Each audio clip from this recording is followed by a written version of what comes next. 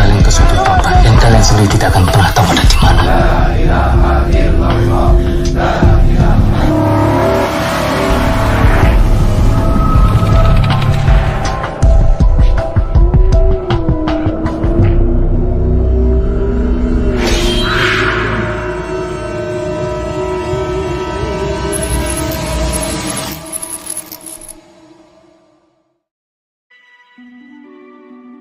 Assalamualaikum warahmatullahi wabarakatuh, sahabat cinta Islam channel. Allah Subhanahu wa Ta'ala telah menjadikan Nabi Muhammad SAW sebagai contoh dan teladan bagi seluruh umat manusia di dunia, baik itu umat Muslim maupun umat non-Muslim. Allah Subhanahu wa Ta'ala menyampaikan hal ini dalam Al-Quran. Sesungguhnya telah ada pada diri Rasulullah itu suri teladan yang baik bagimu, yaitu bagi orang yang mengharapkan rahmat Allah dan kedatangan hari kiamat, dan dia banyak menyebut Allah. Al-Quran Surat Al-Ahzab ayat 21. Dalam buku Manusia yang Tidak Seperti Manusia karangan Ustadz Ahmad Zarkasi menjelaskan bahwa ada beberapa hal dalam diri Rasulullah SAW yang kita tidak perlu susah payah untuk mengikutinya, karena hal itu merupakan kekhususan Rasulullah yang tidak dimiliki Nabi sebelumnya. Akan tetapi, untuk poin satu ini, kita sebagai umatnya tidak dituntut untuk bisa seperti beliau, karena memang ini kekhususan bagi beliau, Nabi Muhammad saja. Kita sama sekali tidak diperintahkan untuk bisa atau mencapai seperti itu, karena itu merupakan karunia yang diberikan khusus oleh Allah kepada Nabi Muhammad SAW. Lalu, apakah hal yang istimewa di dalam diri Rasulullah yang mustahil ditiru itu? Mau tahu jawabannya? Simak ulasannya dengan menonton video ini hingga akhir. Sebelum lanjut, bagi kalian yang belum subscribe, silahkan untuk menekan tombol subscribe terlebih dahulu. Aktifkan lonceng notifikasinya. Bagikan video ini kepada teman-teman kalian agar semakin banyak orang yang mendapatkan manfaat dari channel ini. Sahabat cinta Islam channel, dalam buku karangan Ustadz Ahmad Zarkasi di atas menyebutkan ada 8 kekhususan Nabi Muhammad yang tidak perlu kita untuk mencapainya. Pertama, keringat Nabi menjadi minyak wangi. Hal pertama yang tidak mungkin ditiru oleh umat Nabi Muhammad adalah keringat Nabi bisa menjadi minyak wangi, dan diriwayatkan minyak wangi itu menjadi minyak wangi yang paling wangi. Dalam hadis Anas bin Malik radhiyallahu anhu, dan ini pula direkam oleh Imam Muslim dalam kitab sahihnya, beliau bercerita tentang ibunya yang menjadikan keringat Nabi sebagai minyak wangi. Dari Anas bin Malik radhiyallahu anhu, beliau mengatakan, Nabi masuk ke rumah kami dan beliau kailulah atau tidur siang di tempat kami. Ketika tidur itu, Nabi berkeringat. Kemudian ibuku datang membawa botol, dan keringat Nabi ditampung ke dalam botol itu. Kemudian ketika Nabi bangun dari tidurnya, beliau bertanya kepada ibuku, "Wahai Ummu Sulaim, apa yang sedang kau buat?" Ummu Sulaim mengatakan, "Ini keringatmu wahai Nabi, aku jadikan minyak wangi, dan ini adalah minyak wangi yang paling wangi." Hadis riwayat Muslim.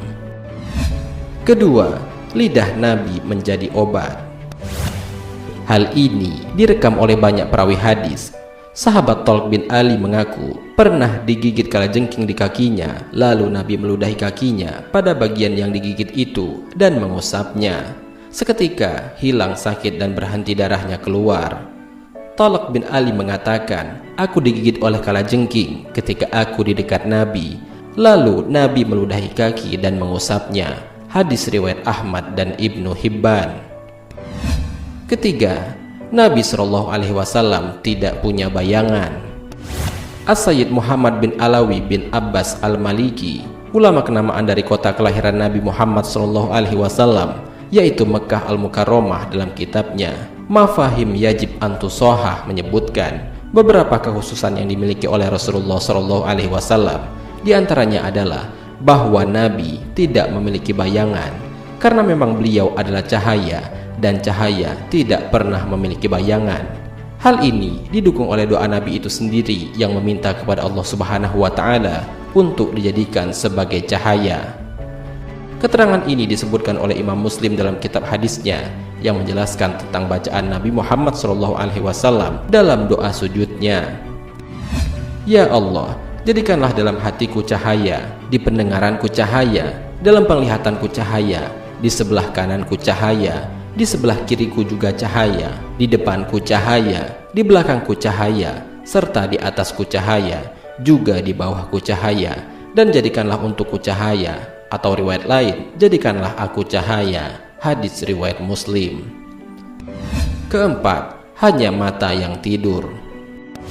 Suatu waktu, Nabi pernah ditanya oleh istrinya Aisyah tentang tidurnya selepas sholat witir.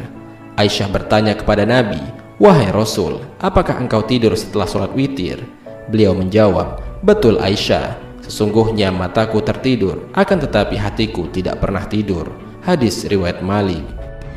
Hal ini sejalan dengan apa yang disebutkan oleh beliau sendiri, bahwa para nabi Allah tidaklah tidur kecuali hanya mata mereka saja yang terpejam, sedangkan hati mereka tidak pernah tidur dari berzikir kepada Allah. Dan begitu juga para nabi Allah tidur hanya matanya saja, sedangkan hatinya tidak pernah tidur. Hadis riwayat Al-Bukhari. Kelima, Nabi tidak pernah menguap. Dalam kitabnya Al-Khosais Al-Kubra, Imam Sayuti menyebutkan riwayat tentang Nabi yang sepanjang hayatnya tidak pernah menguap. Di Tarikh Imam Al-Bukhari dalam kitab At-Tarikh, dan juga Ibnu Abi Syaibah dalam Musannafnya, dan dari Ibnu Sa'ad dari Yazid bin Assam, beliau berkata bahwa Nabi tidak pernah menguap sama sekali selama hidupnya. Keenam, Nabi SAW bisa melihat dari balik badan. Dalam riwayat Imam Muslim, selepas sholat berjamaah, Nabi menyampaikan kepada para sahabat bahwa, "Wahai manusia, aku adalah imam kalian, maka janganlah kalian mendahuluiku ruku, juga jangan mendahuluiku sujud, dan jangan juga pada berdiri serta menyelesaikan sholat. Sesungguhnya aku bisa melihat kalian dari depanku dan juga dari belakangku." Hadis riwayat Muslim. Ketujuh, melihat dan mendengar ringkihan langit. Dalam riwayat Imam At-Tirmizi dari sahabat Abu Dzar radhiyallahu anhu, Nabi pernah bersabda, "Sesungguhnya aku melihat apa yang kalian tidak lihat, dan aku mendengar apa yang kalian tidak dengar, ringkihan langit. Dan memang pantas langit bersuara ringkih, karena setiap jarak 4 jari di langit ada malaikat yang menaruh keningnya untuk bersujud kepada Allah. Demi Allah, seandainya kalian mengetahui apa yang aku ketahui, kalian akan sedikit ketawa dan banyak menangis." Hadis riwayat Tirmizi. Kedelapan, tidak pernah mimpi basah. Ihtilam atau keluarnya air mani karena sebab mimpi atau fantasi. Orang kebanyakan Indonesia menyebutkan ihtilam dengan sebutan mimpi basah, dan hal itu tidak pernah terjadi pada diri Nabi. Dalam kitab hadisnya Al-Mu'jam Al-Kabir, Imam At-Tabari mengeluarkan sebuah riwayat dari Ibnu Abbas, dari Ikrimah, dari Ibnu Abbas radhiyallahu anhu, bahwasanya Nabi tidak pernah berihtilam. Hadis riwayat At-Tabari. Sahabat Cinta Islam Channel, demikianlah kedelapan hal yang tidak bisa ditiru oleh umat Nabi Muhammad SAW, dan tidak pula dianjurkan untuk meniru hal tersebut, karena hal tersebut hanyalah karunia dari Allah yang diberikan khusus kepada Nabi Muhammad SAW. Semoga dengan adanya video ini dapat meningkatkan keimanan dan ketakwaan kita kepada Allah Subhanahu wa Ta'ala, sehingga semakin banyak dari setiap kita yang melakukan amalan-amalan kebaikan sesuai dengan perintah Allah dan petunjuk Nabi Muhammad SAW.